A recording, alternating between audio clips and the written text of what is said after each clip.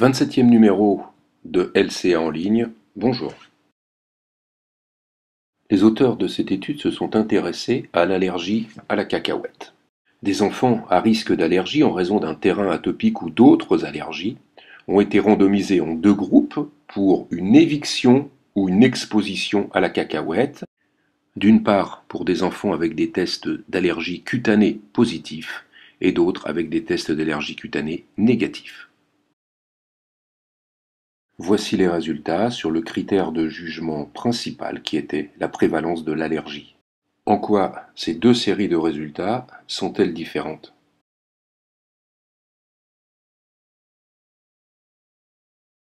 En haut, l'analyse en intention de traiter, la plus solide sur le plan méthodologique. Les patients sont analysés en fonction du groupe auquel ils ont été assignés.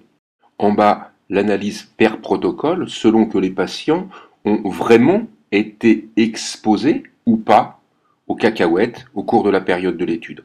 On comprend bien dans une telle étude que cette analyse per protocole est particulièrement importante parce qu'il peut arriver de façon accidentelle qu'un patient qui ne devait pas être exposé aux cacahuètes le soit, ou à l'inverse, que tout ait été fait finalement pour qu'un patient qui devait être exposé aux cacahuètes ne l'ait pas été.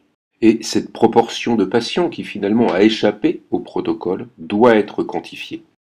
Et vous voyez ici que la proportion de patients ayant échappé au groupe auquel ils étaient assignés est limitée puisqu'elle a été calculée à 6%. Et si l'on revient au flowchart, on constatera que les auteurs, conformément à la méthodologie qu'ils avaient retenue, ont rebasculé une partie de ces patients dans l'autre groupe pour l'analyse. Enfin, je voulais vous montrer la conclusion de l'étude pour deux raisons.